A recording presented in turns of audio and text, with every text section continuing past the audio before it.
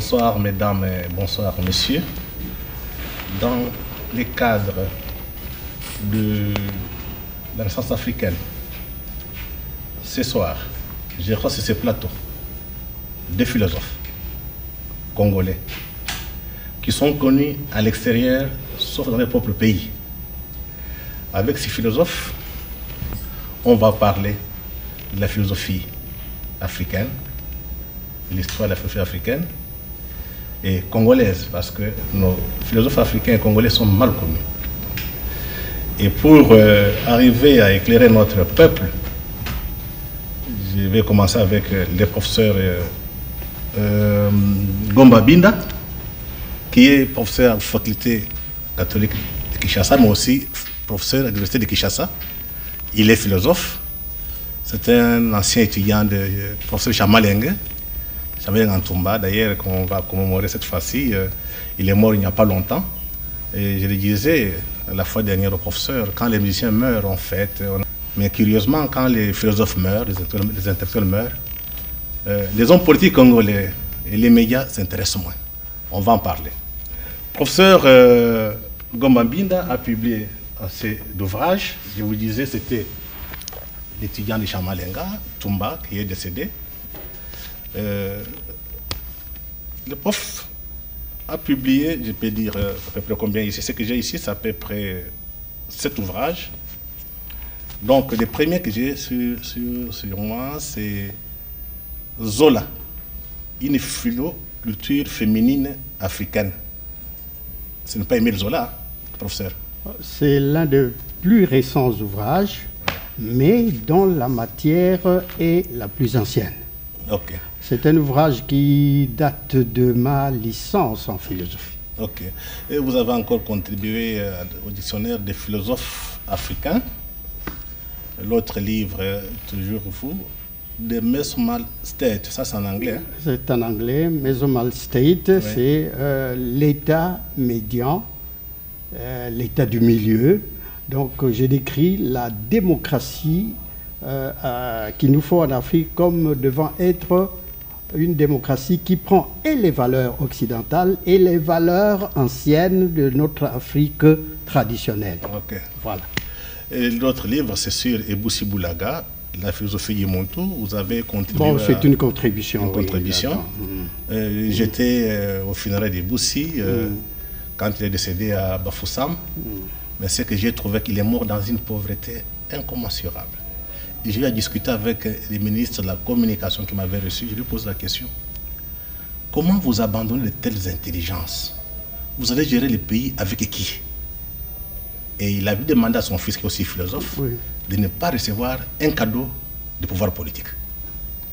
Et comme c'est un ancien jésuite, on l'a enterré dans d'une manière un peu simple, sans beaucoup de bruit. Professeur, vous avez encore publié notre livre, La philosophie africaine contemporaine, analyse historico-critique.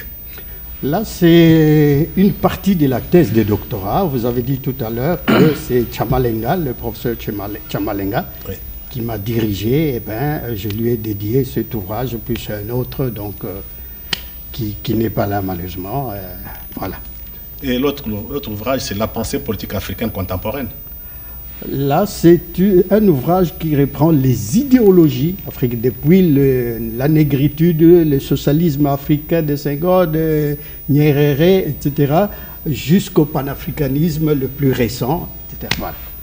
Un autre, c'est sous professeur Alphonse Mbouyamba Kankolon. Il est déjà décédé. Oui, il est décédé, le collègue, il était littéraire. Il a eu beaucoup d'initiatives, notamment. Il a initié cet hommage à Mudimbe et nous a associés pour pouvoir rendre hommage à Mudimbe. Donc, pour un nouvel ordre africain de la connaissance, hommage à VY Mudimbe. Valentin Yves. Prof, vous avez assez d'ouvrages, mais on n'en a pas ici. Donc, si les gens veulent, ils peuvent aller acheter sur Internet, il y en a. Il y en a. Ouais, il y en a déjà. Le deuxième philosophe, c'est M. Tchukoji Mbumba Sylvain. Lui, il est aussi docteur en philosophie, professeur d'université à l'Université nationale du travail, INESTET, Congo. Il est également fondateur, directeur général du Centre de recherche et de documentation africaine CERDAF. Donc on préfère se limiter par ici. Ce qui est important, c'est que tu as écrit. Pas de titres, parce que dans ces pays, il y a trop de titres, rien ne marche. Ok, prof, vous avez publié deux ouvrages. Le premier que je vois ici, c'est Au cœur de la crise congolaise, choix et responsabilité. Oui, là j'ai expliqué les difficultés ou les crises qui ont cloué au pilori notre pays. Et je me suis beaucoup plus inspiré de la question de la responsabilité politique, qui est ici n'est pas considérée ou qu'on ne retrouve pas dans les amis qui gèrent le pays. Et je parlais plus de la crise qui est au Kivu, et après mes enquêtes, et ce livre a été beaucoup cité dans le rapport Mapping. Okay. Deuxième livre, L'humanité et le devoir d'humanité, vers une nouvelle destinée pour l'Afrique. Oui, là je posais le problème justement à ceux qui se disent, qui dirigent le monde, comme les organismes internationaux qui dirigent notre peuple, et je me disais, est-ce qu'ils ont le sens de l'humanité en eux, et l'Afrique, où est-ce qu'elle est, et quelle est la nouvelle destinée pour l'Afrique aujourd'hui? Ok, l'autre livre, c'est Multipartisme politique en Afrique, des urgences des rivalités ethniques. Oui, je posais la question de la démocratie qui surgit en 1990 et que les Africains se sont accaparés. Je dis accaparés, je ne dis pas réappropriés.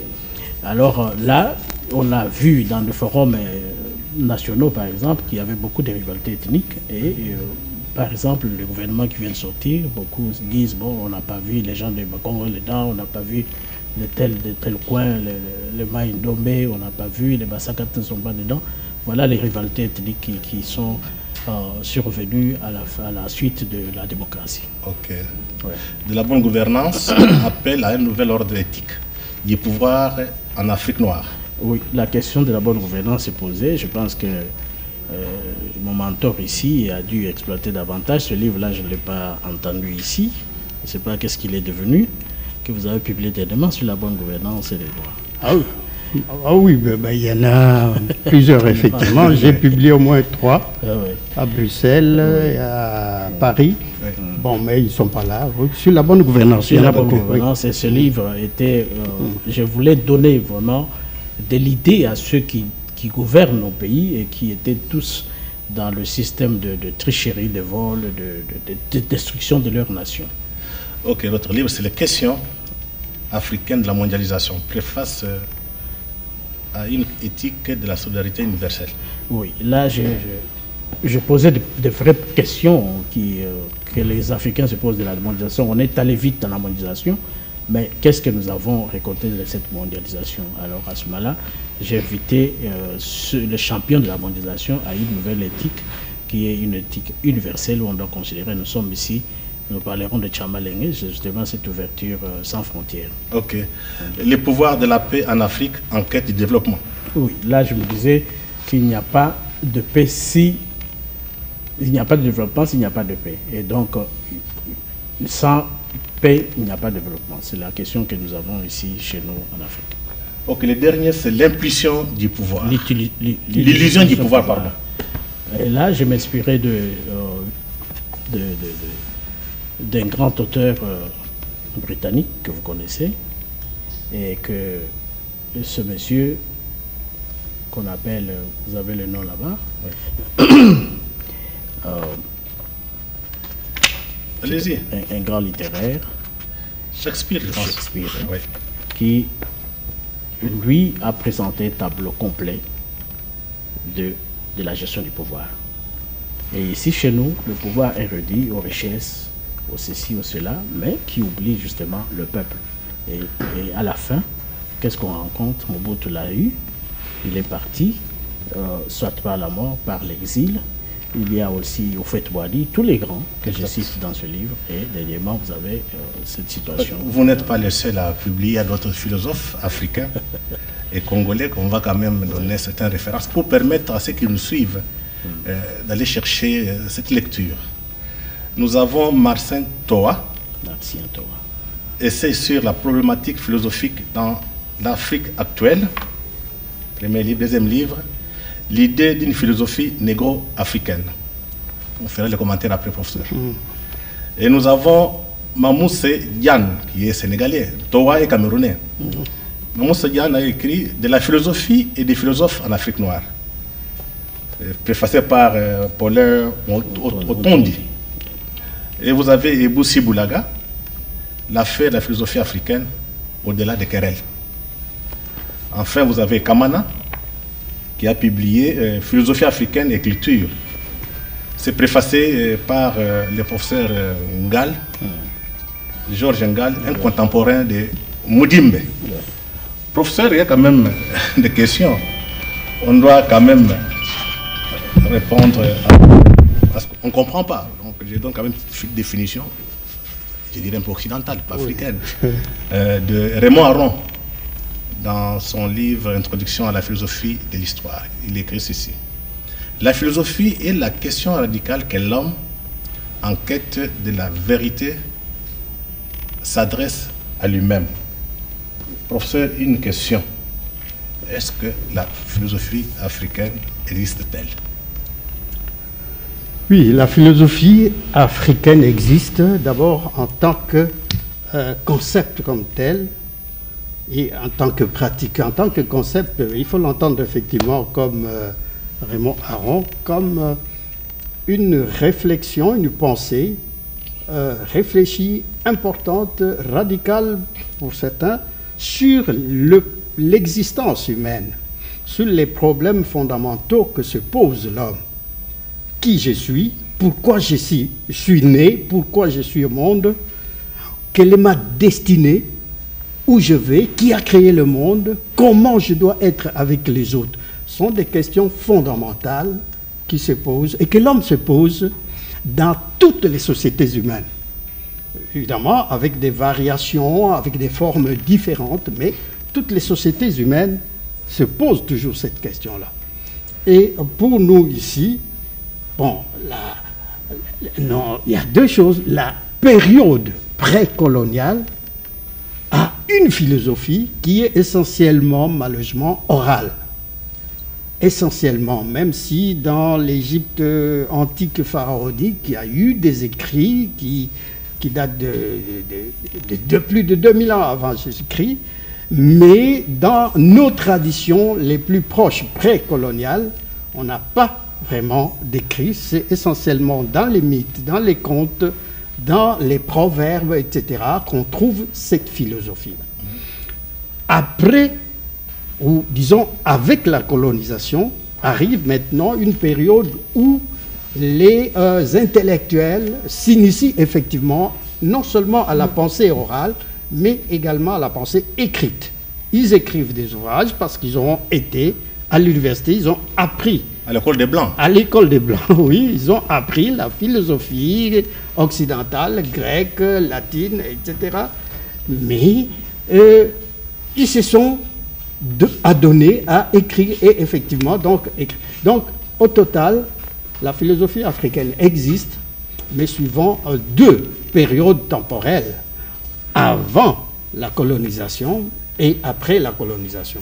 Après la colonisation ici, donc, existe maintenant une moisson abondante des réflexions des Africains sur les problèmes qui nous concernent et qui concernent le monde.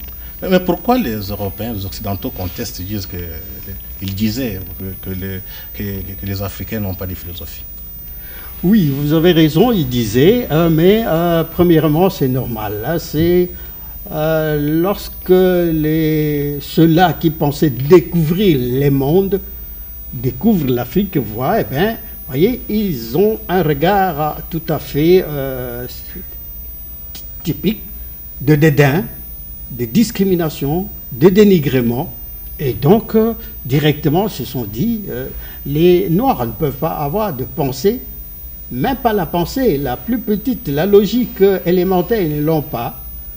Et parce qu'ils sont différents de nous, ils sont noirs, et donc ils ne peuvent pas nous égaler. Mais peu à peu, quand même, après ce racisme-là, ben, il y en a qui ont reconnu que l'homme noir, même s'il est noir, il porte une couleur épidermique tout à fait différente de celle des blancs, eh ben, il a de la pensée, il est capable de philosopher comme il est capable de faire des mathématiques. Vous savez qu'ici, même à Lovanium, quand on a créé l'université, on ne prenait pas beaucoup de gens, beaucoup de noirs, en mathématiques, en sciences, etc. On prenait plutôt en droit, on ouvre plutôt les lettres, etc.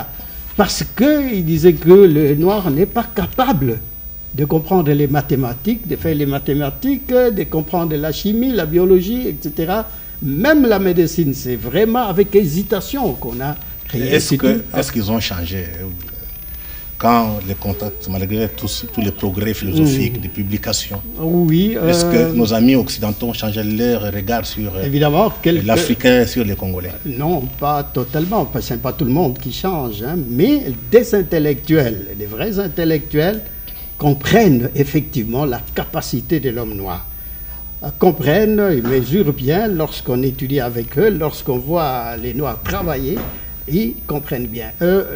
Dans la philosophie africaine, par exemple, ici, si nous avons effectivement une histoire de la philosophie africaine, c'est justement grâce à ces Blancs, aux prêtres blancs qui étaient venus ici, qui ont lancé non seulement l'idée de la philosophie africaine, comme le père Timpels, qui est bien connu jusqu'au secondaire, mais également d'autres qui ont fait l'histoire, parce qu'ils ont cru à ce que nous faisions.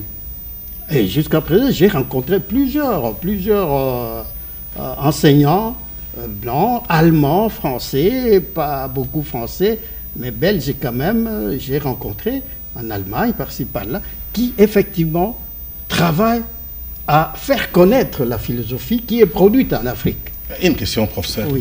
Vous philosophez pour qui? À quoi sert votre philosophie? Vous philosophez pour qui? C'est une question fondamentale. Pédagogique en même temps, parce que jusqu'ici, effectivement, nous avons philosophé parce que nous sommes à l'école. Je vais vous donner un petit exemple. J'étais au Frère catholique, il y avait un professeur bien connu, un grand philosophe. Quelquefois, il parle en allemand. Et j'avais posé une petite question. Est-ce que tout ce que vous dites là, est-ce qu'à Kinshasa, on sait qu'il y a un philosophe ici? Est-ce que votre philosophie ne se limite pas seulement à la porte, l'université? Donc, pour dire que tout ce que vous faites, ça n'a aucun impact sur la société. Oui, vous avez raison, mais nous devons relativiser notre espace d'évolution. L'espace d'évolution du philosophe intellectuel, c'est très limité. C'est le monde universitaire, c'est le monde même de la faculté, et même au sein de la faculté, c'est son département. En créant des jeunes gens qui peuvent, on peut l'espérer, être des porteurs de cette pensée-là, un peu plus loin. Et notez que c'est malheureusement la même chose, un tout petit peu, pour l'Europe. Lorsqu'on est dans un auditoire, c'est une audience très réduite. Très réduite. Et si, en plus de cela, la société ne prend pas en charge cette pensée-là qui est enseignée dans les universités, si l'homme politique ne s'implique pas pour pouvoir valoriser les productions qui sont faites comme un peu en laboratoire, vous pouvez être sûr que partout, l'audience sera très réduite, sinon carrément nulle. Malheureusement, c'est ce que nous connaissons pour le moment. Et il y a plusieurs autres facteurs, évidemment. Vous voyez, c'est ici, en français, que nous produisons nos ouvrages et nos enseignements à l'université. Un problème de langue, quoi. Voilà. Qui les lit. Voilà. Quelquefois, on ne maîtrise même pas la langue française. C'est exact. Ça pose un problème. Lorsque vous parlez, les étudiants ne vous entendent même pas d'ailleurs, croient pouvoir comprendre, mais ils ne comprennent pas. Et c'est eux qui doivent... Ce qui est frappant, professeur, quand vous partez en Europe, on dit, monsieur le professeur Ngonda Binda, c'est un grand philosophe africain. On vient en Afrique, au Congo en particulier, vous n'existez même pas. Oui, c'est tragique, c'est vrai. C'est encore une fois une politique de valorisation de nos cultures et de nos intellectuels, de nos ressources et de nos capacités qu'il nous faut. Et là, sincèrement, c'est une politique culturelle qu'il faut faire, une grande politique culturelle. Même les musiciens, vous savez, les musiciens de notre pays, c'est eux-mêmes. Il n'y a pas une politique véritable du pays qui peut pouvoir mettre comment les musiciens peuvent être mieux organisés que vous qui êtes des grands intellectuels. Comment expliquer? Non, la musique a une capacité d'influence sur la masse tout à fait autre que la capacité de la philosophie, par exemple, ou de l'économie. Non, la musique fait danser tout le monde, de 7 à 77 ans. Tout le monde danse. Donc là, c'est une forme tout à fait autre. Hein, voilà. Prof. Et ils ont de l'influence. On va revenir. Oui. Professeur Tchikosi, vous tous, vous êtes les étudiants. Vous faites les étudiants de Tchamalenga, de Ngantumba. Je voudrais savoir, est-ce qu'il y a des philosophes congolais? Et comment la philosophie au Congo a évolué? Je pense que vous allez citer encore un grand qui est à côté de toi. Hein, ton mentor, mais expliquer à notre peuple. Naturellement. Ah oui, ton mentor, expliquer à notre peuple s'il y a encore des philosophes dans ces pays. Oui, mais la philosophie africaine comme telle. Congolaise. Congolaise. Oui, africaine congolaise. Je vais arriver, je réponds à votre question. Je dis que la philosophie africaine a pris son envol ici, au Congo. Et portée par les philosophes congolais. Les autres sont venus après, comme les Boussi Boulala. Ils sont tous venus ici, ce qu'on appelait le berceau de la philosophie africaine, c'est le Congo. Et il y a eu beaucoup de philosophes africains, congolais, qui ont produit beaucoup de pensées sur la philosophie africaine.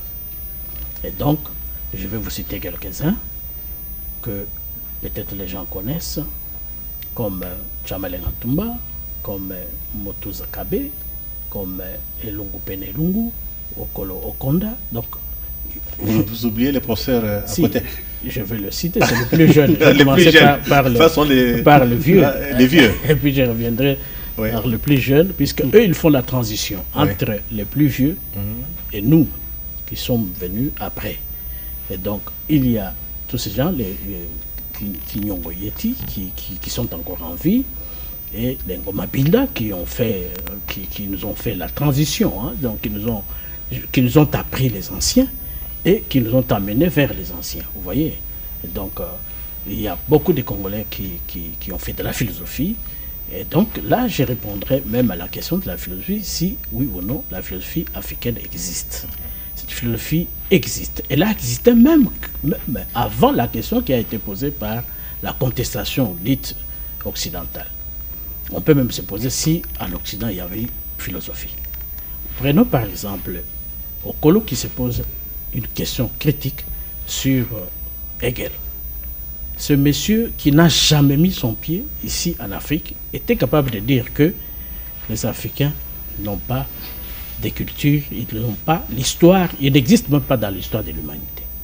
Alors qu'il n'a jamais été ici. C'était des pasteurs et des prêtres qui venaient en Afrique, qui lui ont amené quelques bribes de rapports de ce qu'il pensait, et pour lui, il a conclu que ces gens sont pas dans l'histoire de l'humanité. Une aberration. Tout à fait, vraiment drôle. Ok, à part ce que vous avez donc cité, est-ce qu'il n'y a pas... et commence à partir, commence à vieillir. Il n'y a pas, en dehors de vous, il n'y a pas d'autres philosophes congolais. Si, il y en a beaucoup. Ouais. Il y a des Kabongo, il n'y a pas longtemps que vous avez reçu Kabongo ici. C'était un philosophe congolais. Il n'y a pas d'école, il n'y a pas d'école de pensée. Quand vous partez dans d'autres pays, vous avez, par exemple,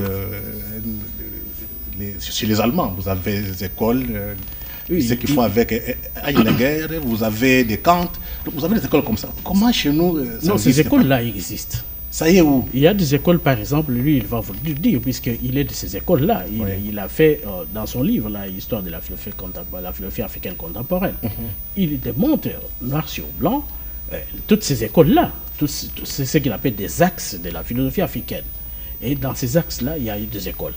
Mais ces écoles n'ont pas vraiment fait long chemin, parce qu'après eux, il n'y a pas eu beaucoup.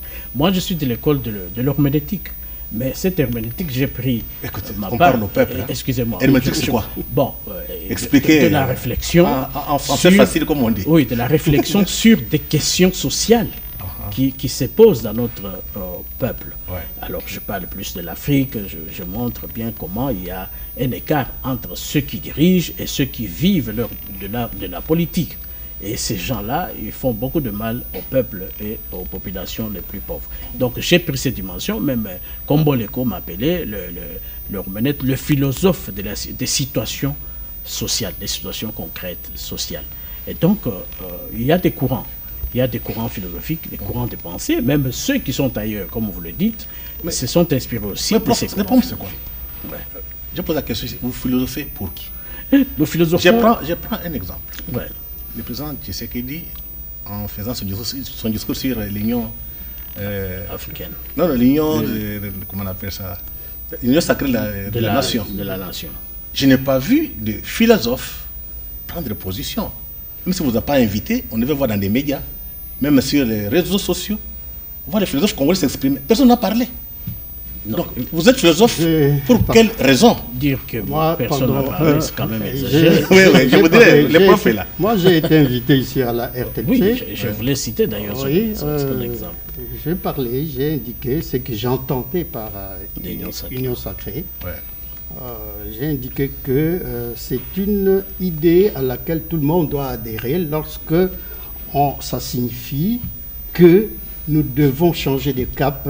Nous devons arriver à développer notre pays et pour cela, nous devons nous unir, nous entendre. Non pas nous unir à partir d'un parti politique unique ou de plusieurs partis politiques, mais c'est l'idée, c'est l'objectif que nous visons qui doit nous rassembler. On a pris parole, peut-être pas dans des livres où c'est encore ou dans les tiroirs. Vous étiez seul? Combien? Non, je ne sais pas si je suis seul. Prof, moi, je suis dans les médias, je vois les interventions de notre élite. Rares sont les philosophes qui ont le courage de parler en public. Et les gens pensent qu'ils ont peur de parler parce que quand tu commences à parler trop, tu seras mal vu parce que généralement, ici, les hommes politiques ne supportent pas la vérité. Quand vous commencez à dire la vérité, on vous identifie à un opposant. Et tout philosophe se cache. Oui, cela, c'est vrai, arrive, mais également, je constate que le philosophe est prudent. La prudence, c'est qu'il ne sait pas toujours comment, effectivement, évolue l'idée, comment l'idée est comprise par ceux-là eux-mêmes qui la font naître. Et donc, il est prudent, il est, en même temps qu'il est critique, mais il est prudent, il est sage, il ne va pas précipitamment vouloir encenser ou critiquer, non. J'ai commis une erreur personnellement, je crois, lorsque Macron a été élu. On a dit qu'il est philosophe, il a fréquenté le philosophe Ricoeur, il est en même temps économiste. J'ai écrit sur la manière de voir ce qu'il préconisait comme en marche, comment il appelait la République en marche. Malheureusement, j'ai écrit, mais on m'a répondu, c'était dans Le Monde, dans Le Monde. Malheureusement, ils m'ont dit qu'il faut d'abord attendre. Et puis c'est fini. Et finalement... Est-ce qu'on a publié votre... Je ne sais même pas si c'est publié. Je sais qu'il y en a un qui était publié bien avant dans Le Monde diplomatique. Mais celui-là, je ne sais pas si... Au moins, du moins là-bas, on vous écoute. Sauf chez nous. Oui. Donc pourquoi chez nous, les hommes politiques ne veulent pas écouter les philosophes? Parce que même chez nous au village, quand tu avais des situations très difficiles, on écoutait les griots. La nuit, qu'est-ce qui s'est passé? Comment aujourd'hui, les hommes politiques africains, les hommes politiques congolais n'écoutent pas les philosophes? Pour ne pas dire, n'ont pas besoin de la sagesse.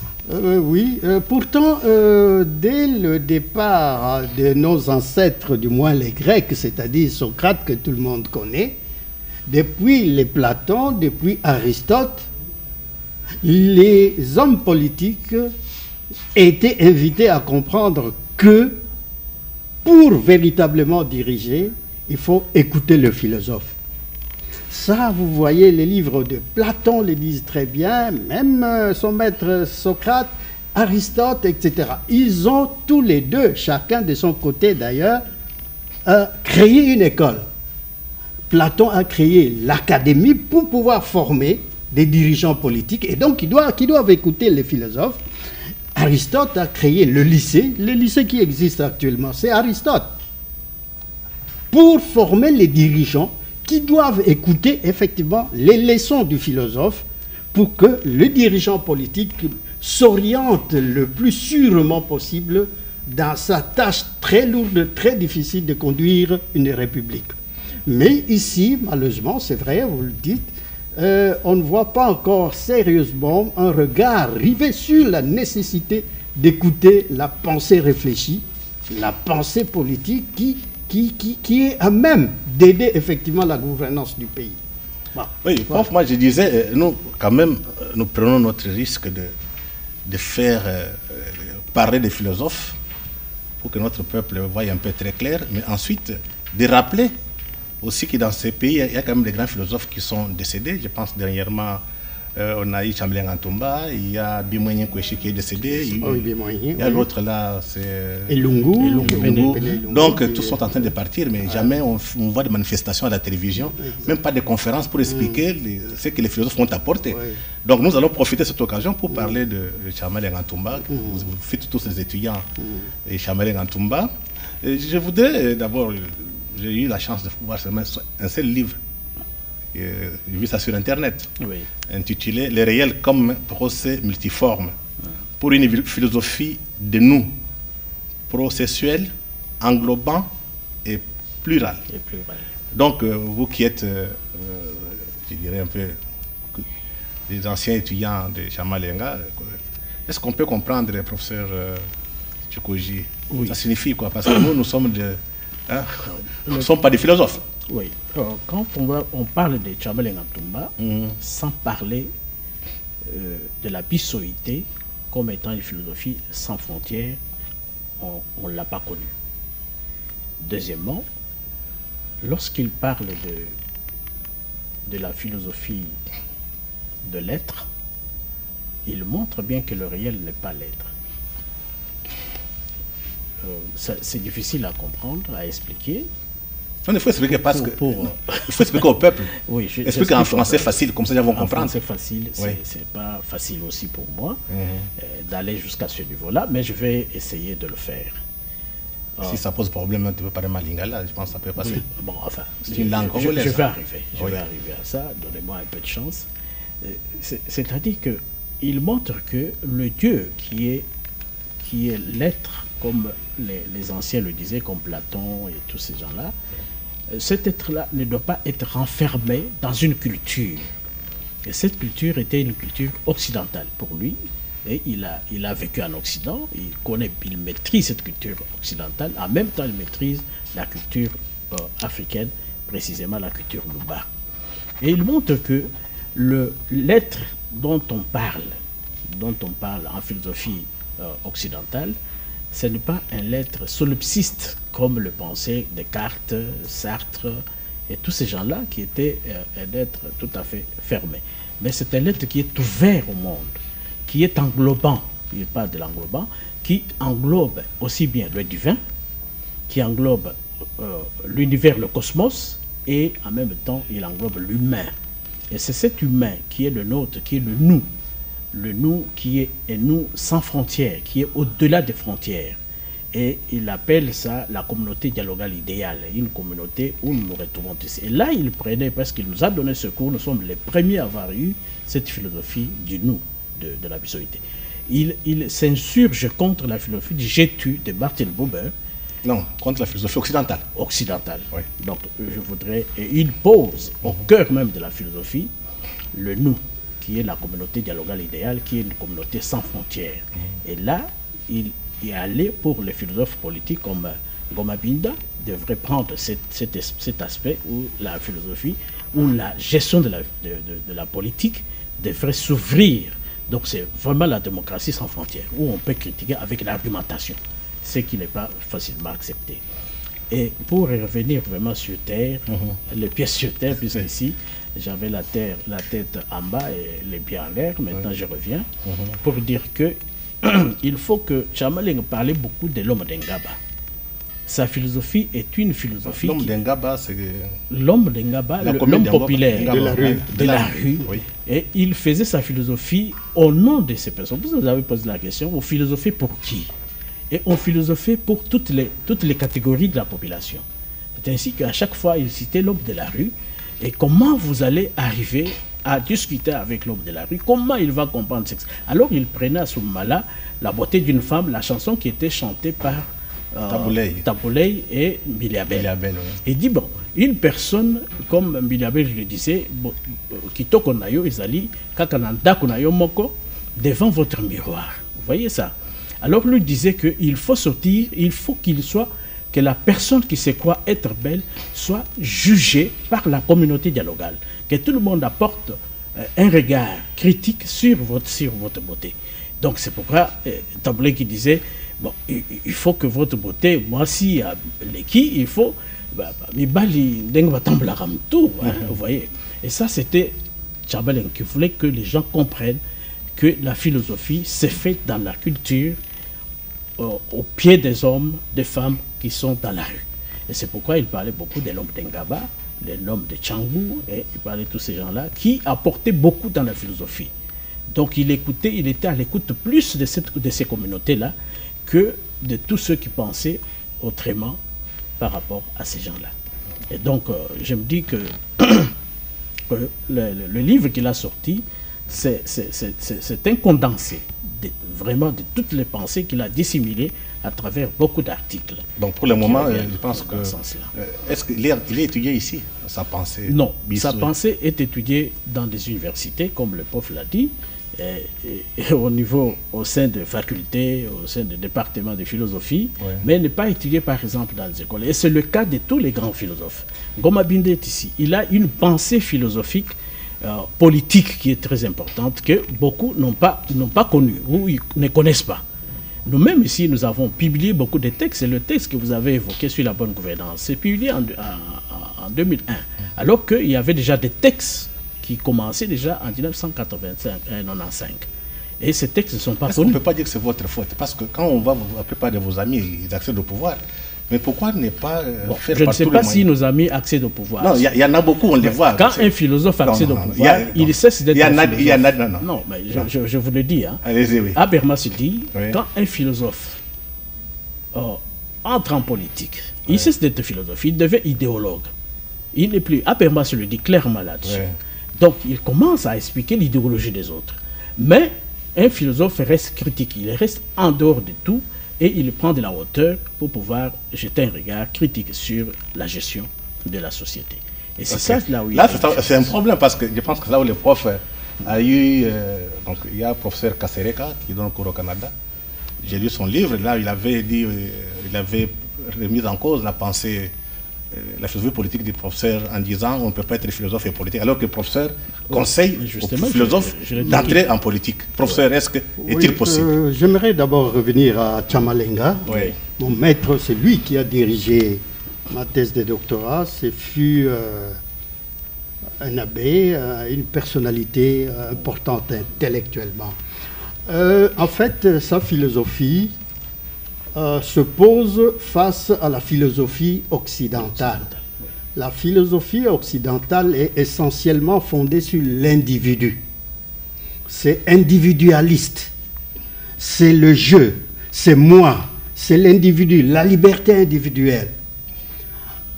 Tchamalenga dit, c'est vrai, c'est une position philosophique, politique, idéologique, mais également d'autres positions existent. En Afrique, par exemple, la position que nous valorisons, c'est celle qui est centrée autour de nous, non pas je, non pas moi, mais nous sommes. Il parlait toujours de Bisso, Bisso Tokei, Bisso Tozokende, Bisso Tolobi Boye. C'est toujours nous, d'où la bissoïté. Cette bissoïté veut dire que, comme le disait tout à l'heure mon collègue, c'est que nous sommes toujours déjà ensemble, à communauté. Comme un Nkrumah dira, nous valorisons non pas le communisme, mais le communalisme. C'est le nous, c'est la communauté qui a priorité face à l'individualité. Et là, c'est quelque chose de très important. Il ajoute ceci concernant la divinité, par exemple, que la divinité, effectivement, est englobant. Il part d'un ouvrage qu'on ne connaît pas très bien, qui a été écrit sur les Luba, la Bible noire. La Bible noire, vraiment, Chamalenga a puisé beaucoup là-dedans, c'est écrit sur le peuple, les traditions Luba, etc. Et il étudie notamment comment les Baluba considèrent la faute, quand on a commis une faute auprès de la population. Comment, en partant évidemment de l'herméneutique d'un homme comme Heidegger et surtout Ricoeur et d'autres, hein, lui interprète toutes ces traditions-là, puisées dans la Bible noire, hein, des Baluba. Et là, il vous explique comment comprendre la faute, comment comprendre la vision de l'homme. Quelle est la vision de l'homme noir, de l'homme bantou. Bref, Chamalenga, l'un des éléments essentiels que les gens retiennent, effectivement, il a indiqué, c'est l'insistance sur le fait que nous sommes tous noirs, blancs, hommes, africains ou autres, nous sommes toujours déjà dans une même communauté. Et cette communauté-là est sans frontières. Cette communauté-là, c'est une communauté de fraternité. Nous avons l'obligation, de par nos traditions, de pouvoir développer toujours la solidarité. En fait, la bissoïté, le bisso, nous, c'est la valorisation de la communauté, de la solidarité, qui doit être une solidarité universelle, une solidarité sans frontières, comme il aimait à le dire. Okay, et pour revenir à votre question... pour revenir à votre question, moi, vous savez, il y a plusieurs traditions. Il y a une tradition qui part de Platon, concernant les rapports entre le politique et le philosophe. Ouais. Tradition de Platon. Moi, je suis cette tradition-là. Je vous ai dit dès le départ que non seulement Platon conseille, il était conseiller lui-même, hein, du roi de Syracuse, même Aristote, et qu'il faut conseiller l'homme politique, mais il forme les hommes politiques. Cela veut dire que Platon et Aristote et tout ça, dans cette tradition-là, pour eux, il n'y a pas d'antipathie entre la politique et le philosophe, entre l'intellectualité. Il n'y en a pas. C'est plutôt un monsieur comme Emmanuel Kant, qui à un certain moment, lui, bon, ne s'intéressait pas à la politique. Il s'est dit, bon, écoutez, lorsqu'un philosophe fait de la politique, la raison est portée à se corrompre absolument. C'est un intellectuel à part. S'il fait la politique, sa raison sera corrompue. Mais on lui rétorquera que si vous laissez la politique à des gens dont l'intelligence est facilement corruptible, aucun pays ne peut avancer. Vous laissez la politique aux juristes, aux économistes et tout ça, vous verrez que ça n'avancera. Il faut toujours quelque part, même en sourdine, et c'est ça que malheureusement lui-même aussi c'est contredisant dans Projet pour la paix perpétuelle, lui-même dit qu'il faut que le roi écoute le philosophe. Ok, une question, et la dernière question, professeur, parce qu'on va clôturer. Oui. Est-ce qu'on peut avoir une philosophie? Est-ce que la philosophie peut être universelle? Universelle, oui, c'est-à-dire en termes, premièrement, de valeurs. Il y a des valeurs, qu'on le veuille ou non, qui sont universellement acceptées par non seulement les penseurs, mais les hommes ordinaires. Une valeur, par exemple, c'est simplement aimer l'autre. Une valeur, c'est peut-être simplement, n'allez pas épouser votre propre sœur ou votre propre mère, etc. Sont des valeurs à respecter. Évidemment, c'est de plus en plus bousculé par une espèce de relativisme irraisonné, irréfléchi, total, au nom précisément de la philosophie occidentale ancrée sur la liberté individuelle. La philosophie occidentale, si nous continuons à la suivre, effectivement, nous allons vers la catastrophe qui fera que tout le monde peut se promener la nuit.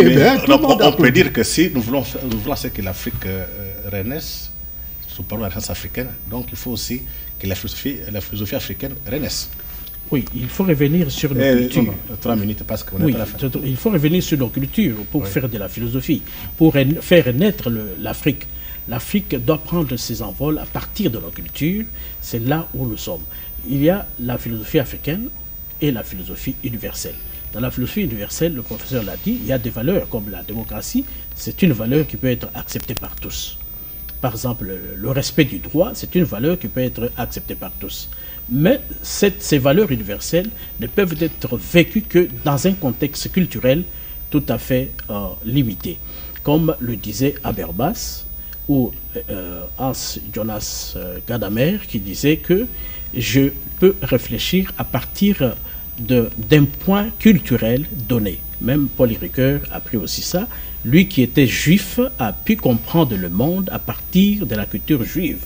Et je crois que Chambaleng Atumba, puisqu'il s'agissait de lui, il a pu comprendre le monde à partir de la culture Luba, Kasaï, où il a réfléchi à partir de ce point culturel et il a compris le monde. C'est pourquoi il a posé au cœur même de toute la philosophie la question du nous, de la bissoïté, tout, ou la tuétuité, comme il le disait lui-même, et c'est à partir de là qu'il a compris le monde. Je pense universel et particulière ce mélange ensemble. Ok, merci beaucoup, prof.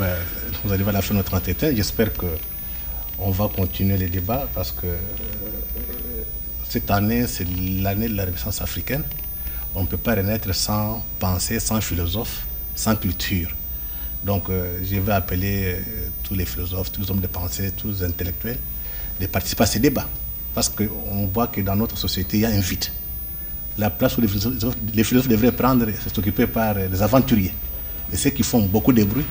Et notre société est en train de décliner. Donc, mesdames et messieurs, si vous arrivez à la fin de notre entretien, nous espérons que prochainement, vous suivrez encore d'autres profs, d'autres intellectuels, d'autres philosophes, pour que nos enfants comprennent les véritables enjeux de ces moments, de ces mutations qui se passent. D'autres se préparent, sauf les Africains et sauf les Congolais.